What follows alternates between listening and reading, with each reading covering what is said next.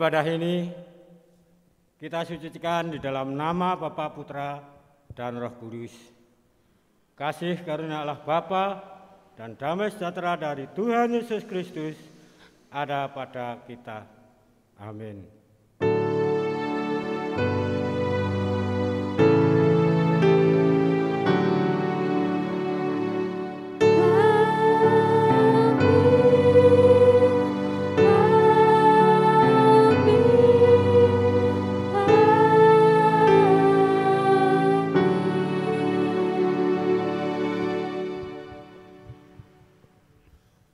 Bersama-sama kita memuliakan nama Tuhan di dalam nyanyian pembukaan Kidung Jemaat 18 ayat yang pertama. Allah hadir bagi kita.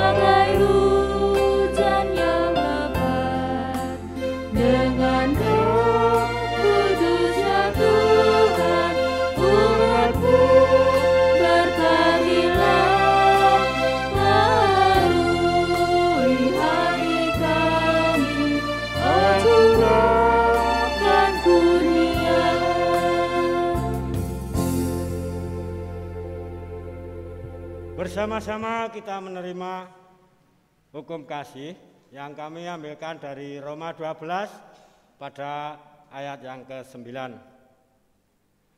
Hendaklah kasih itu jangan pura-pura. Jauhilah yang jahat dan lakukanlah yang baik.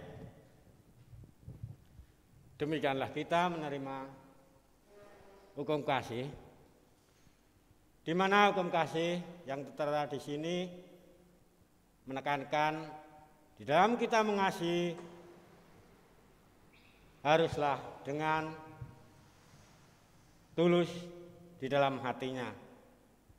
Dengan kata lain, janganlah berpura-pura.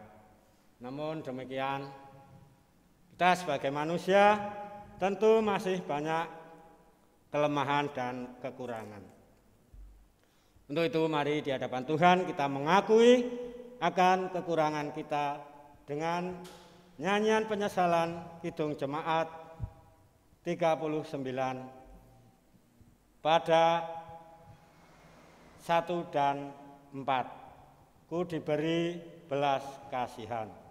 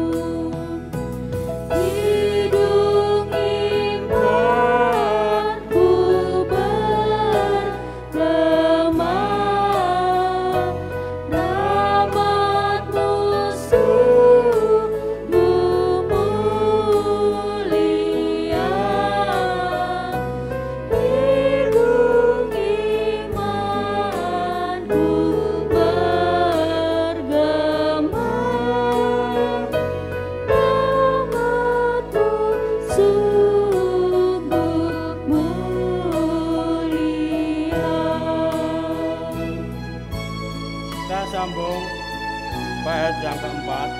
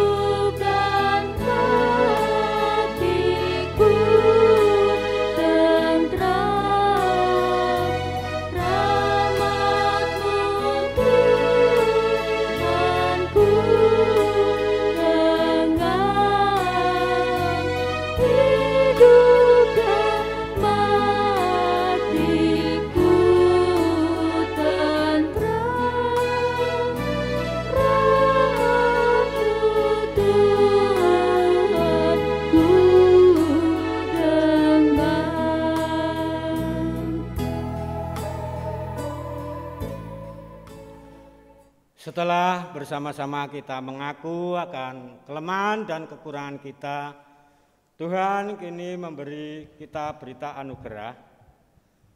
Berita anugerah kami ambil dari Matius 11. Matius 11 pada ayat yang ke-28 sampai dengan 30, yang demikian firman-Nya.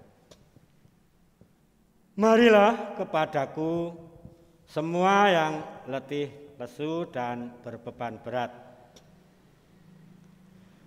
Aku akan memberi kelegaan kepadamu. Pikulah yang kupasang dan belajarlah padaku, karena aku lemah lembut dan rendah hati, dan jiwamu akan mendapat ketenangan.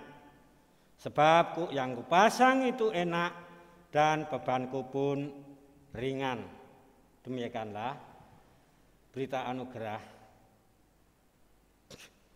yang mana diberitakan kepada umatnya. Apa yang menjadi beban kita?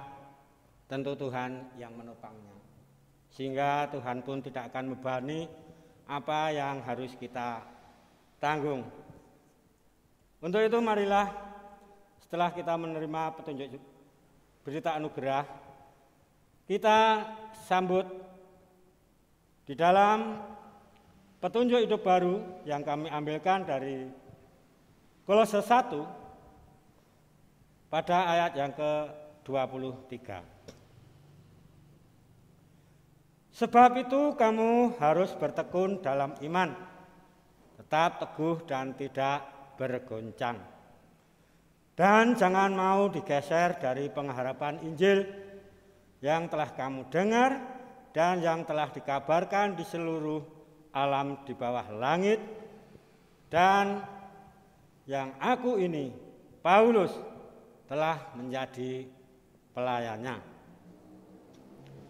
Bersama-sama kita sanggupi berita anugerah dan petunjuk hidup baru dengan hitung kesanggupan, hitung jemaat 53.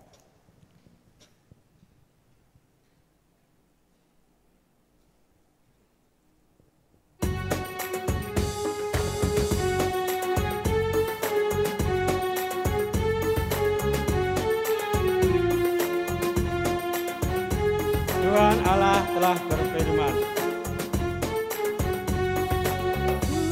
Tuhan Allah telah berfirman, haleluya, pada umat sabda hikmat, haleluya. Buka telinga hai umatnya, kabar yang baik dengarkanlah. Buka hatimu, Tuhan datang, hai yang beriman. Tuhan Allah telah berfirman, haleluya, pada umat sabda hikmat, haleluya.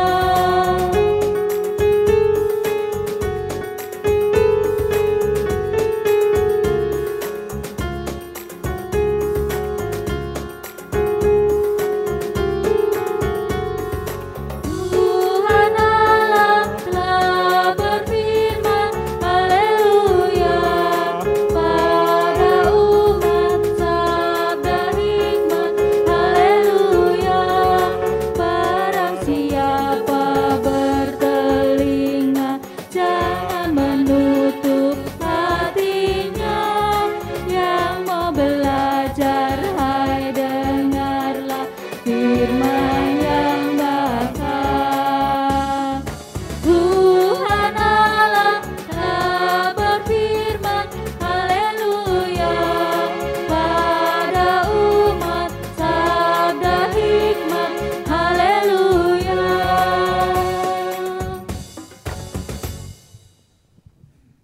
Bersama-sama menghadap Tuhan di dalam doa kami antarkan. Tuhan Allah yang bertakhta di dalam kerajaan surga Maha Mulia,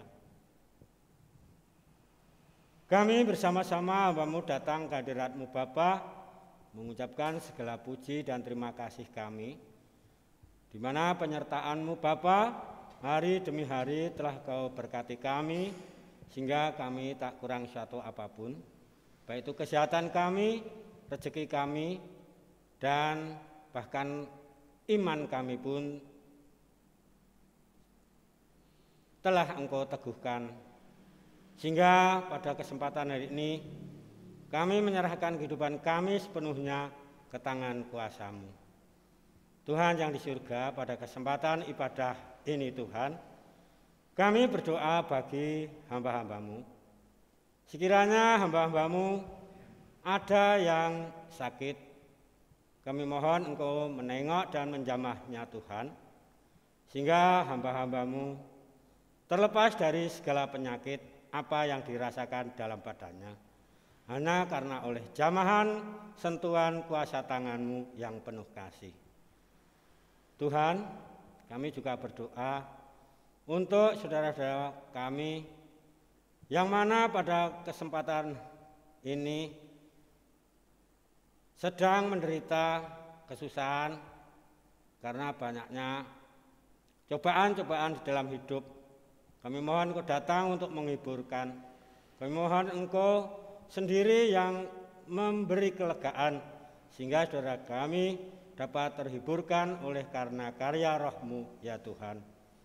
Tuhan, kami juga berdoa bagi jemaat-Mu seluruhnya, baik yang sudah lanjut usia, badannya kerak ringkih Tuhan, kiranya Engkau menopang dan memberi kekuatan, sehingga saudara kami terkuatkan imannya oleh karena kemurahan-Mu.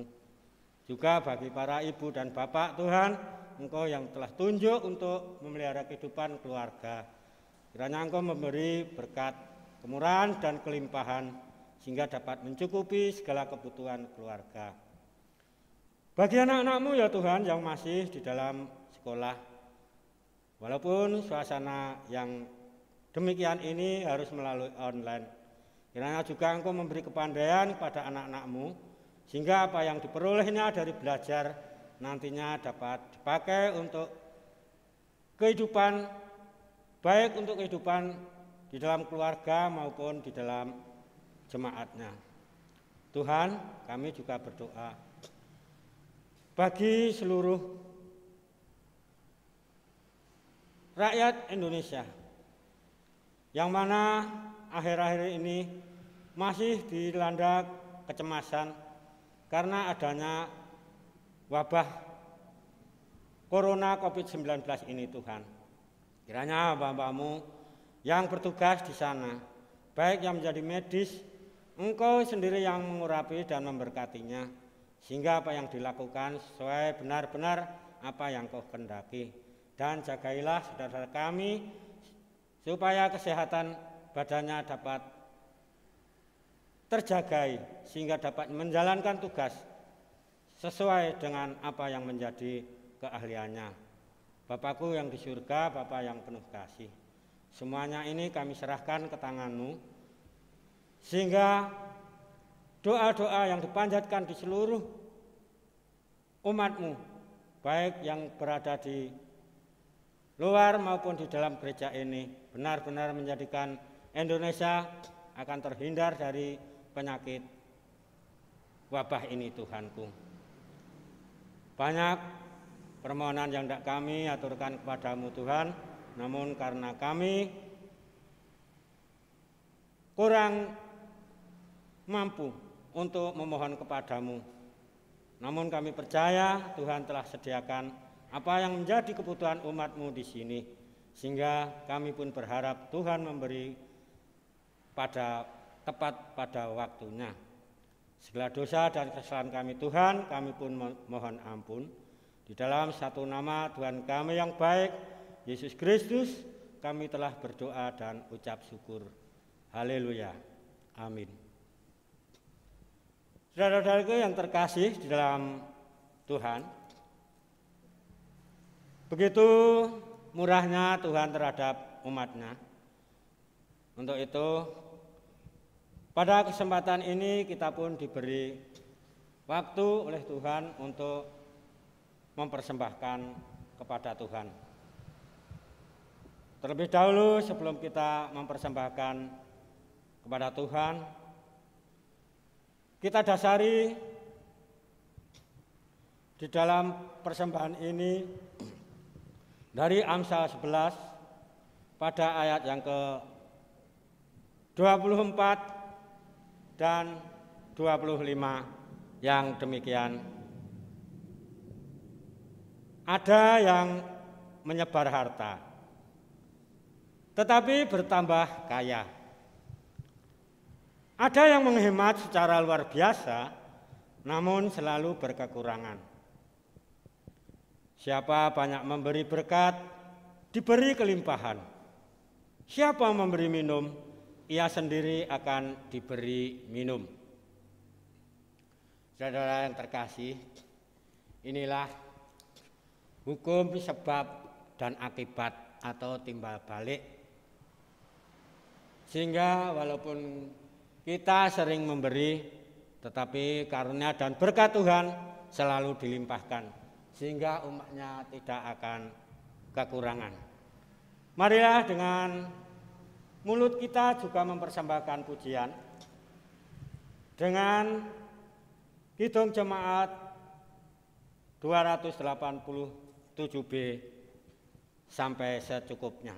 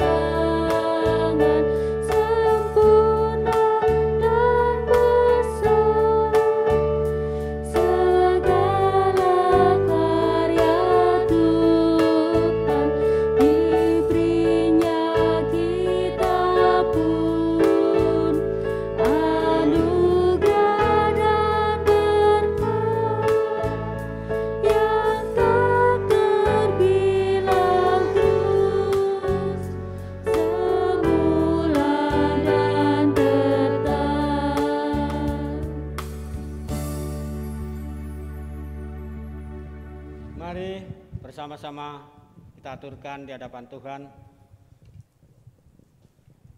Kembali ya Bapa, kami bersyukur atas kemurahan dan berkat-Mu, sehingga Engkau telah mengetuk hati pintu kami untuk kami mempersembahkan sedikit dari berkat-Mu. Untuk itu Tuhan, sucikanlah dan kiranya Engkau mau menerima dan memberkatinya. Dan kami berdoa bagi saudara kami yang ditunjuk untuk mengelola dan menyimpan uang persembahan.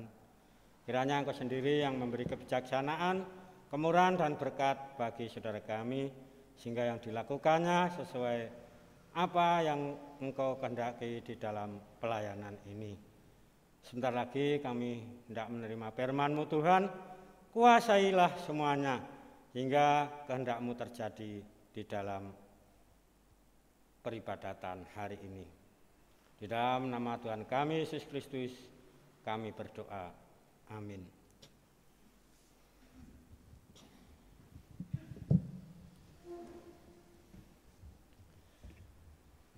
Saudara-saudara yang dikasihi dan mengasihi Tuhan, mari kita bersama-sama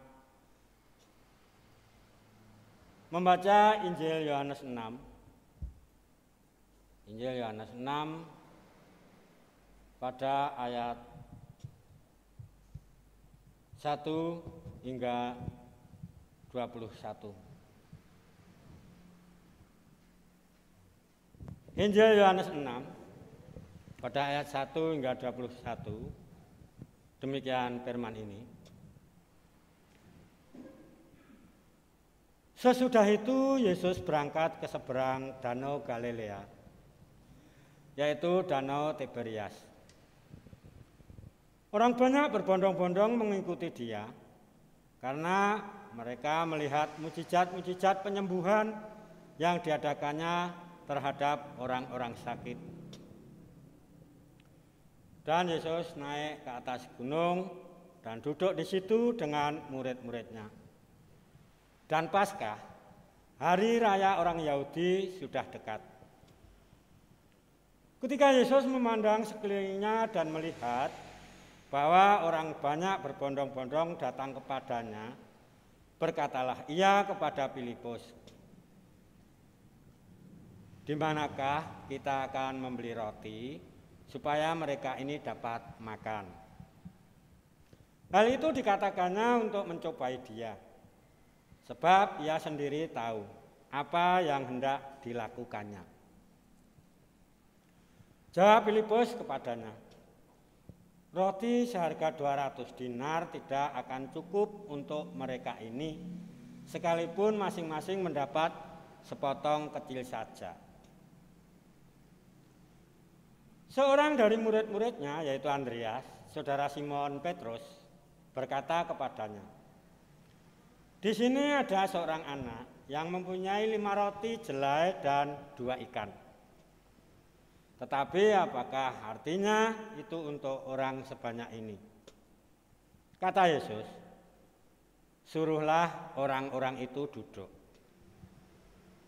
Adapun di tempat itu banyak rumput, maka duduklah orang-orang itu, kira-kira 5.000 laki-laki banyaknya. Lalu Yesus mengambil roti itu, mengucap syukur dan membagi-bagikannya kepada mereka yang duduk di situ. Demikian juga dibuatnya dengan ikan-ikan itu sebanyak yang mereka kehendaki. Dan setelah mereka kenyang, ia berkata kepada murid-muridnya, "Kumpulkanlah potongan-potongan yang lebih supaya tidak ada yang terbuang." Maka mereka pun mengumpulkannya dan mengisi 12 bakul penuh dengan potongan-potongan dari kelima roti jelai yang lebih setelah orang makan.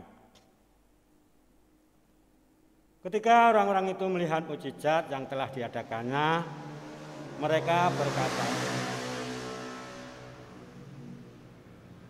"Dia ini adalah benar-benar nabi yang akan datang ke dalam dunia." Karena Yesus tahu bahwa mereka tidak datang dan tidak membawa dia dengan paksa untuk menjadikan dia raja, ia pun menyingkir pula ke gunung seorang diri.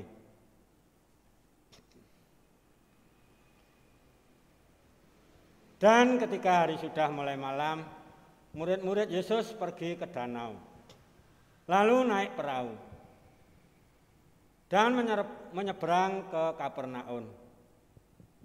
Ketika hari sudah gelap, Yesus belum juga datang mendapatkan mereka. Sedang laut bergelora karena angin kencang. Sudah mereka mendayung kira-kira 2-3 mil jauhnya, mereka melihat Yesus berjalan di atas air mendekati perahu itu, maka ketakutanlah mereka. Tetapi Yesus berkata kepada mereka, "Aku ini, jangan takut." Mereka mau menaikkan dia ke dalam perahu, dan seketika juga perahu itu sampai ke pantai yang mereka tujui. Demikianlah firman ini, berbahagialah orang yang mendengar dan dijalankan di dalam kehidupan sehari-hari. Haleluya.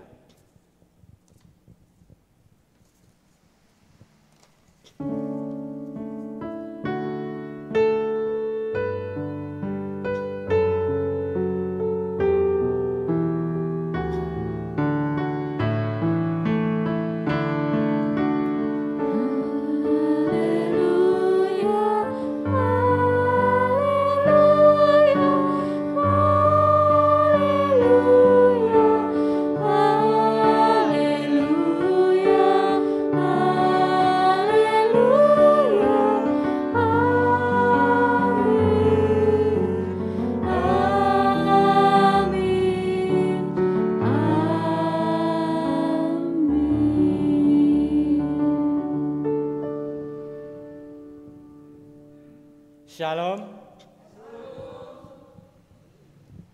Beriman di tengah badai. Jemaat yang dikasihi dan mengasihi Tuhan Yesus, bagaimana iman membantu kita menjalani kehidupan ini dalam ragam persoalan dan masalahnya. Jika iman adalah sikap percaya, maka bagaimana hal itu diwujudkan dalam tindakan? Iman merupakan karunia Allah yang dikerjakan dalam hati seorang atas tuntunan Roh Kudus. Roh Kudus memandu dan menghidupkan kemampuan seorang untuk mencapai satu tujuan dengan benar. Masalah dan kesulitan hidup dapat terjadi karena dua faktor, yakni penguasaan diri atas segala keinginan dan kesempatan jatuh dalam godaan. Ketika seorang mengalami masalah sebagai akibat tindakan sengaja yang dilakukannya, maka wajar jika menanggung ganjarannya. Namun sebaliknya, jika karena tindakan baik, membela kebenaran, atau bahkan menjadi saksi kebenaran, maka ia akan mengalami pertumbuhan. Jadi iman seorang dapat mengalami pasang surut dalam kehidupan. Masalah yang dihadapi menjadi ujian ketahanan sikap percaya kita pada kuasa Allah. Jemaat yang dikasihi dan mengasihi Tuhan Yesus, melalui bacaan sabda kita dapat belajar 3 pokok yang sangat penting tentang mengelola sikap percaya dalam hidup beriman sekalipun di tengah badai persoalan. Yang pertama, mengandalkan diri sendiri akan menuai badai kesulitan. Dalam kisah Daud, seorang gembala di padang yang diangkat dan diberkati menjadi seorang raja, Daud belajar dari pengalaman hidupnya dalam penyertaan Tuhan Allah. Pengalaman tentang daya kehadiran tabut perjanjian di rumah Obed Edom dan membuat keluarga Obed bahagia serta diberkati. Tersurat di dalam 2 Samuel ayat yang ke-6. Menjadikan Daud memutuskan untuk membawanya ke Yerusalem. Pemikiran teologis yang terbangun yakni di mana ada tabut perjanjian, maka hidup dan kota tempat tinggalnya itu diberkati. Selama Daud beriman pada Allah dan hidupnya mengikuti perkataannya, maka hidupnya diberkati, keluarganya diberkati, pekerjaannya diberkati, dan kehidupan spiritualitasnya makin jelas terarah.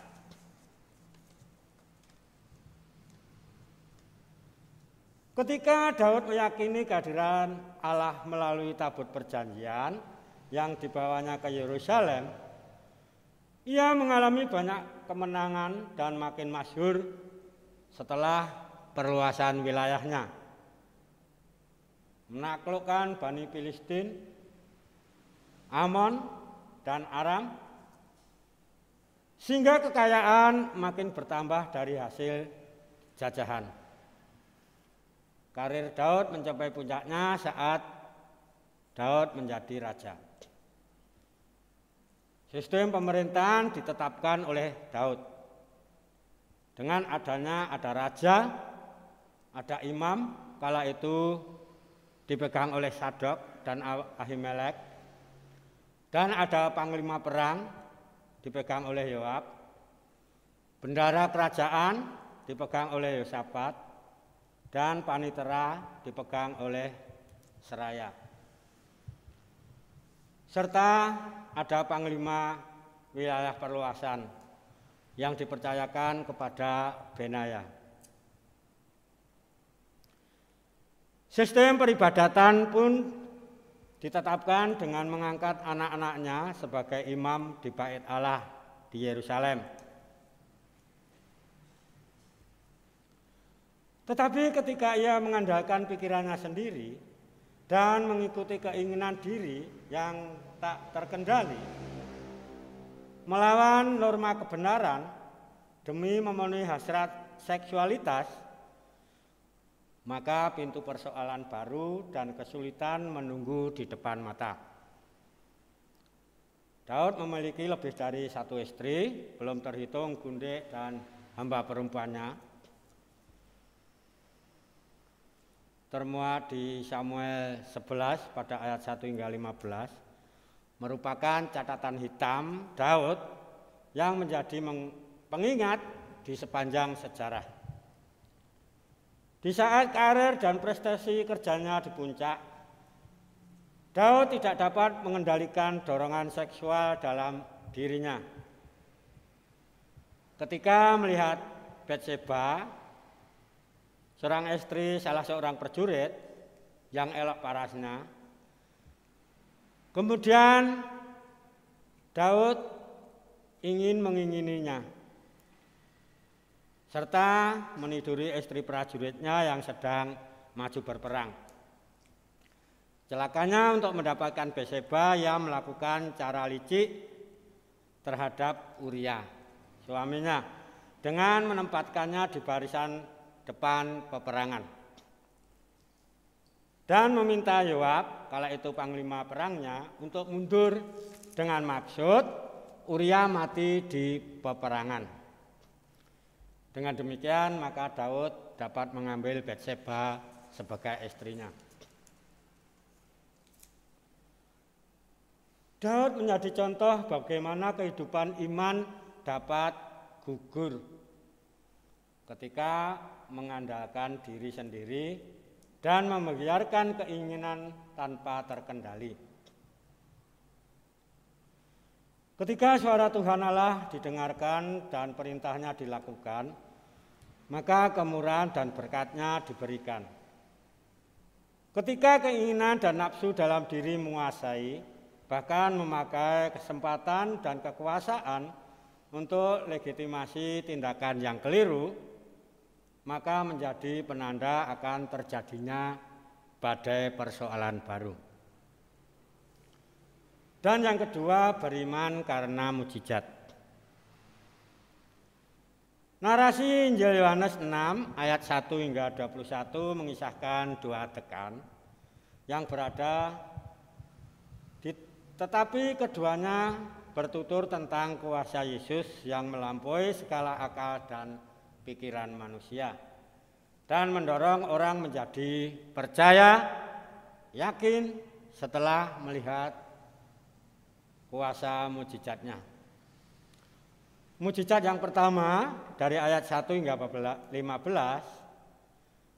di seberang Danau Tiberias, sebuah gunung, banyak orang mengikut Yesus sejak dari Kapernaum.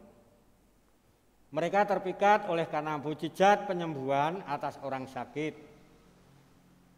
Orang banyak jumlahnya ribuan, dikatakan kira-kira 50-an orang laki-laki. Artinya masih ada anak-anak dan perempuan yang tak terhitung. Persoalan yang muncul adalah hari sudah sore dan mereka semua harus makan dulu. Tetapi jauh dari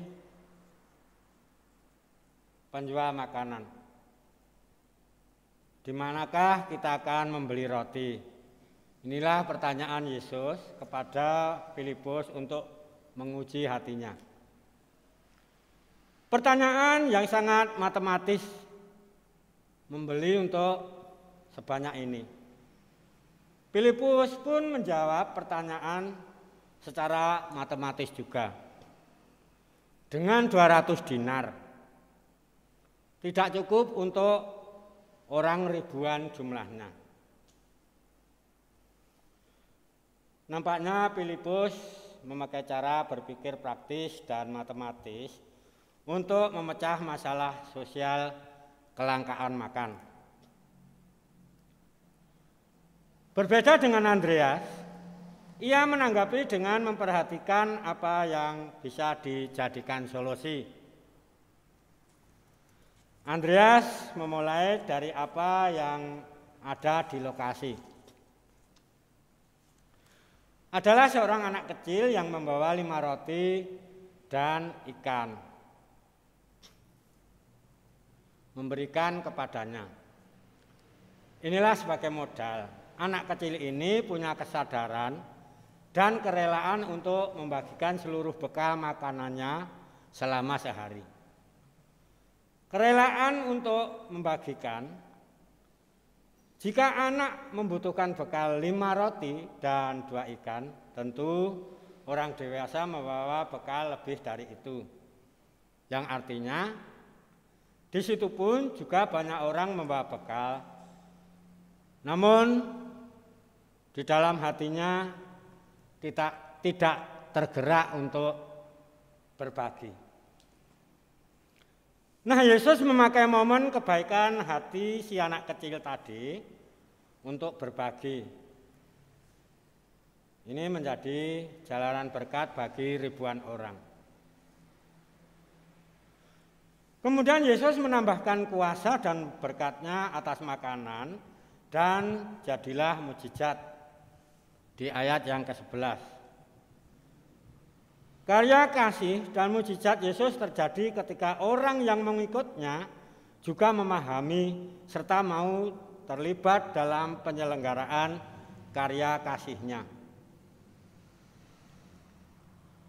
Mujizat Yesus terjadi dalam 2 hal. Yang pertama, hati yang tergerak atau dengan kata belas kasihan. Dan kedua, semua orang rela mendengar perintahnya. Inspirasi iman, anak kecil akan Yesus yang menggerakkannya untuk berbagi saat terjadi kelangkaan pangan. Menyadarkan kita bahwa mujizat Yesus terjadi ketika kita juga rela terlibat dalam karya kasih-Nya. Mujizat yang kedua dari ayat 16 hingga 21. Pengalaman para murid menghadapi angin danau yang bergelora dan Yesus menghampiri mereka berjalan di atas air. Peristiwa ini bermula dari Yesus yang sengaja menghindar dari kerumunan orang banyak, bahwa pengalaman orang banyak melihat mujizat, baik penyembuhan orang sakit, mendapatkan makanan yang berlimpah, mendorong mereka pada kesimpulan bahwa Yesus inilah nabi dan raja yang mereka nantikan untuk bangsa Yahudi. Pikiran orang banyak yang demikian dimengerti oleh Yesus. Itu sebabnya Yesus memilih menyingkir ke gunung seorang diri. Dan nampaknya para murid tidak sabar menunggu Yesus kembali. Akhirnya mereka memutuskan untuk menyeberang kembali ke Kapernaum tanpa Yesus karena hari makin malam. Keterangan penting yang menyangkut situasi yang dihadapi para murid, yakni hari makin gelap di tengah danau, menghadapi angin kencang, laut bergelora. Dengan perasaan lelah menunggu Yesus, sayangnya para murid sepakat bersama-sama meninggalkan Yesus. Barulah ketika angin badai menerjang, mereka sadar memerlukan Yesus untuk menyelamatkan diri dari badai itu. Para murid menyadari bahwa Yesus mendatangi mereka setelah perahu didayung sekitar 2 hingga 3 mil jauhnya. Awalnya pun murid menyangka bahwa yang mendatangi adalah hantu, sehingga mereka menjadi ketakutan. Namun Yesus berkata, "Aku ini, jangan takut." sehingga membuat para murid menjadi lega sekalipun Yesus tidak secara fisik hadir dan bersama-sama para murid ketika mengalami badai lautan. Tetapi Yesus hadir tepat pada waktunya dan menolong pada saatnya. Para murid meninggalkannya dengan sengaja, tetapi kasih dan perhatiannya tidak berubah. Yesus memaafkan, bahkan menguatkan para murid di saat ketakutan melanda diri mereka. Injil Yohanes 6 ayat 1 hingga 21 memberikan penegasan penting bagaimana Allah yang penuh kasih dan berkuasa dalam diri Yesus secara nyata hadir dan memberikan pertolongan kepada umat yang tengah menghadapi rupa ragam kesulitan dan perkara dalam hidupnya. Mujizat Tuhan terjadi justru karena umat mengalami rupa ragam kesulitan dalam hidupnya. Jemaat yang dikasihi dan mengasihi Tuhan Yesus Kristus. Di bagian ketiga, beriman demi hidup bersama Kristus. Paulus meyakini bahwa jemaat di Efesus merupakan bagian dari umat yang dipilih supaya mendapat rahmat penyelamatan Allah. Pemilihan oleh Allah itu sudah terjadi sejak semula, bahkan sudah ditetapkan Tuhan Allah sebelum dunia ini dijadikan. Ini tersurat di Efesus 1 ayat 4 hingga 14. Hal ini menunjukkan bahwa Allah berkuasa tak terbatas kuasanya hanya pada orang Yahudi. Dengan kata lain, di mana Yesus mengajar kali pertama. Paulus menekankan perihal kasih karunia dari Allah itulah dasar dari penyelamatan Allah. Itu sebabnya tidak ada orang yang boleh menganggap dirinya lebih baik dan benar di hadapan Allah. Pada dasarnya semua orang berdosa patut mendapat murka Allah. Akan tetapi karena kasih karunia dan oleh karena iman, maka ia diselamatkan. Efesus 2 ayat yang ke-8 mengatakan,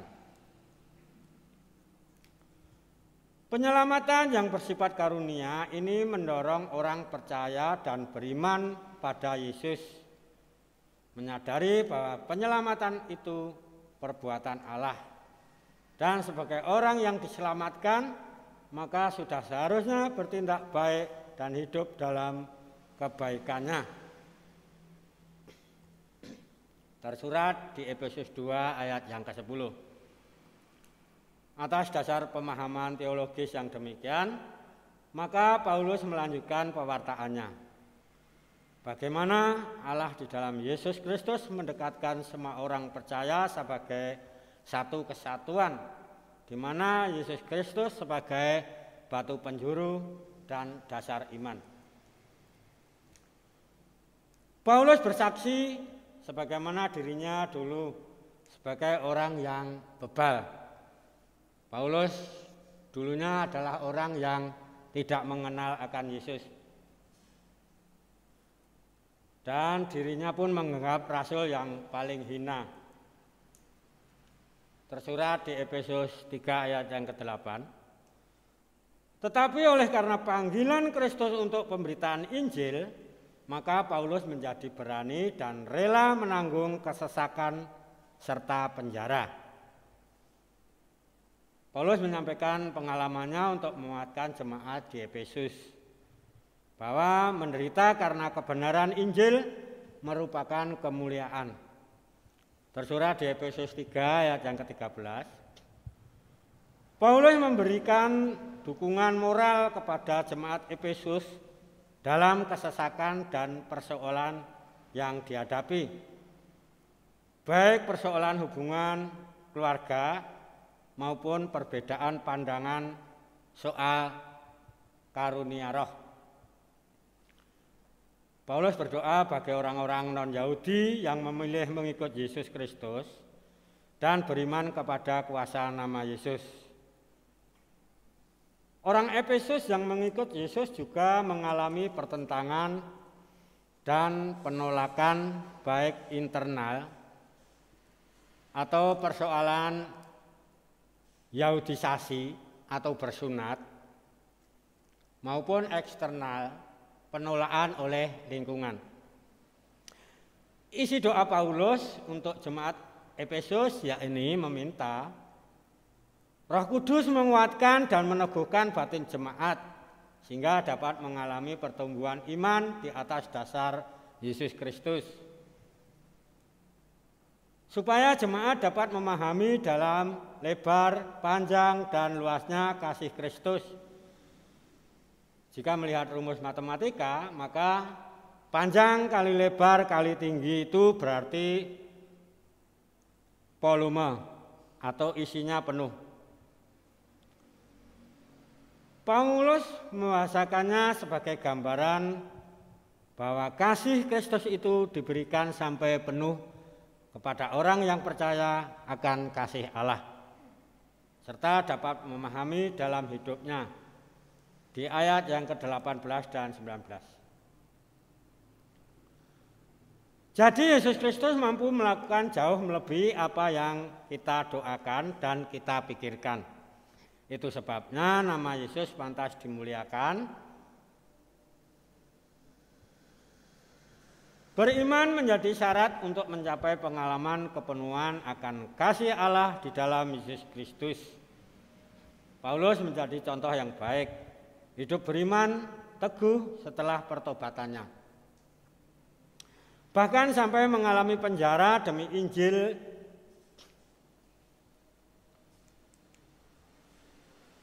Orang beriman pada Yesus pun mengalami aniaya dan kesusahan. Badai persoalan hidup, demikian masing-masing kita. Akan tetapi dengan meyakini cara Allah menyelamatkan, dan kasih karunia yang penuh akan membuat orang percaya dapat bermegah dalam kesulitan hidupnya dan tetap berpengharapan. Bagaimana dengan kita dalam hidup beriman keseharian? Jemaat yang dikasihi dan mengasihi Tuhan Yesus Kristus. Sebagai penutup, mari kita berdoa demi hidup beriman yang teguh menurut teks Santo Fransiskus dari Asisi yang demikian. Tuhan, jadikanlah aku pembawa damai. Bila terjadi kebencian, jadikanlah aku pembawa cinta kasih. Bila terjadi penghinaan, jadikanlah aku pembawa pengampunan. Bila terjadi perselisihan, jadikanlah aku pembawa kerukunan. Bila terjadi kebimbangan, jadikanlah aku pembawa kepastian. Bila terjadi kesesatan, jadikanlah aku pembawa kebenaran. Bila terjadi kecemasan, jadikanlah aku pengharapan. Bila terjadi kesedihan, jadikanlah aku sumber kegembiraan. Bila terjadi kegelapan, jadikanlah aku pembawa terang. Tuhan, semoga aku ingin menghibur daripada dihibur, memahami daripada dipahami, mencintai daripada dicintai. Sebab dengan memberi aku menerima, dengan mengampuni aku diampuni, dengan mati suci aku bangkit lagi untuk hidup selama-lamanya. Amin. Bersama-sama kita masuki suasana hening. Setelah itu kita masuk dalam doa Bapa kami.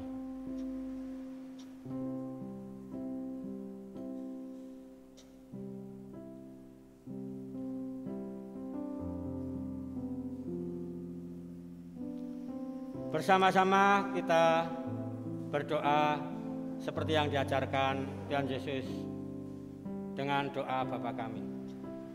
Bapa kami yang di surga, dikuduskanlah namamu, datanglah kerajaanmu, Jadilah kehendak-Mu di bumi seperti di surga. Berikanlah kami pada hari ini makanan kami yang secukupnya, dan ampunilah kami akan kesalahan kami, seperti kami juga mengampuni orang yang bersalah kepada kami. Dan janganlah membawa kami ke dalam pencobaan, tetapi lepaskanlah kami daripada yang jahat. Karena Engkaulah yang mempunyai kerajaan dan kuasa dan kemuliaan sampai selama-lamanya. Amin. Pewartaan.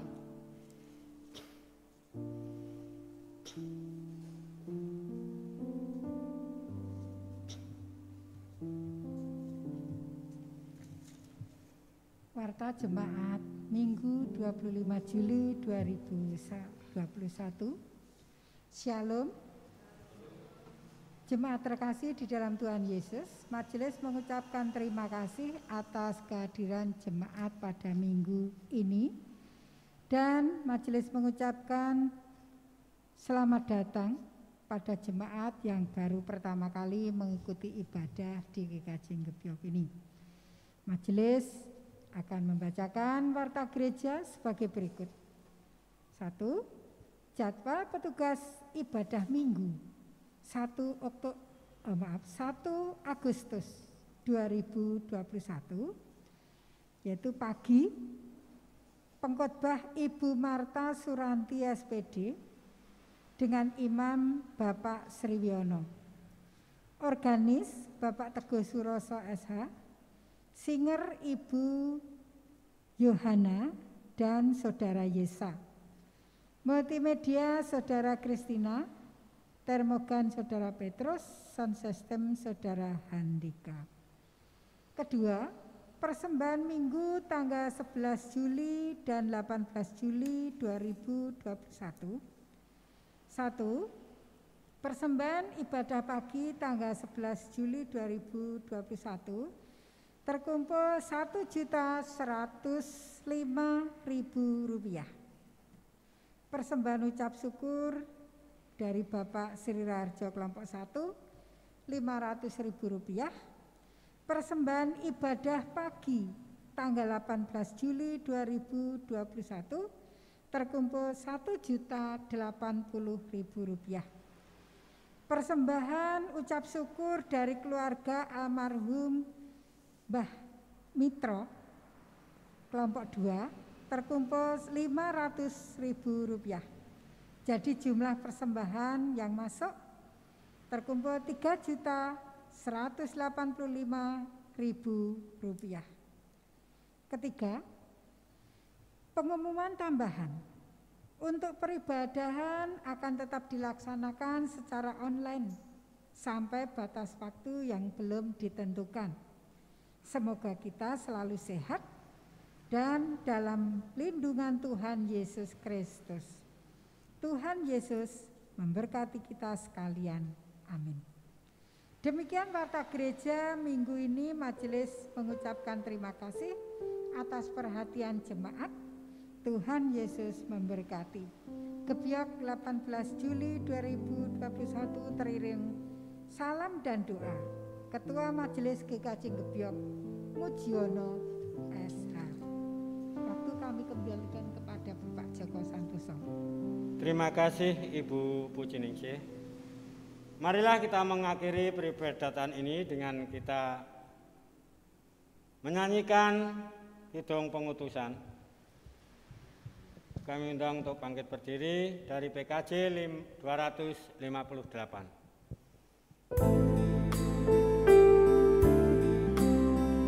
Ku ingin selalu dekat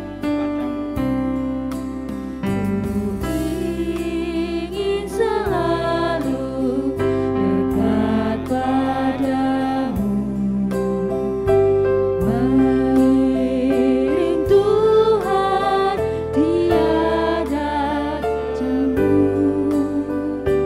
Bila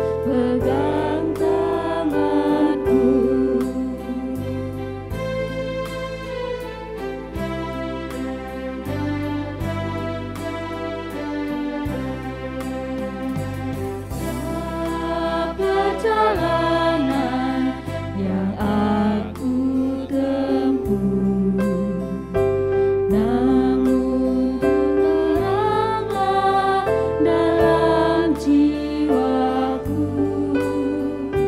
Susah sengsara ini ku derita,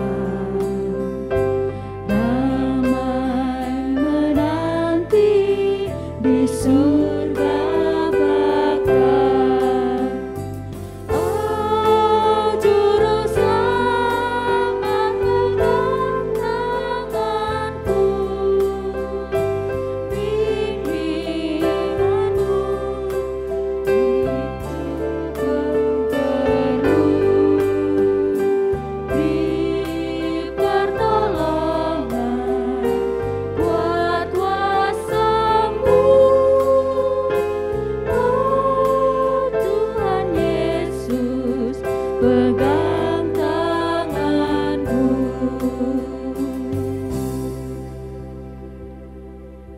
Bersama-sama umat seluruh dunia dalam pengakuan iman rasuli. Aku percaya kepada Allah Bapa yang Maha Kuasa, Khalik langit dan bumi, dan kepada Yesus Kristus, anaknya yang tunggal Tuhan kita, yang dikandung daripada Roh Kudus, lahir dari anak darah Maria, yang menderita di bawah pemerintahan Pontius Pilatus, disalibkan, mati dan dikuburkan, turun ke dalam kerajaan maut. Pada hari yang ketiga bangkit pula dari antara orang mati, naik ke surga, duduk di sebelah kanan Allah Bapa yang Maha Kuasa, dan akan datang dari sana untuk menghakimi orang yang hidup dan yang mati. Aku percaya kepada Roh Kudus, gereja yang kudus dan am, persekutuan orang kudus, pengampunan dosa, bangkitan daging, dan hidup yang kekal. Bersama-sama kita menerima berkat dari Tuhan untuk bekal kehidupan kita yang akan kita jalani. Kasih karunia Tuhan Yesus Kristus dan kasih Allah dan persekutuan Roh Kudus menyertai saudara dan saya. Amin.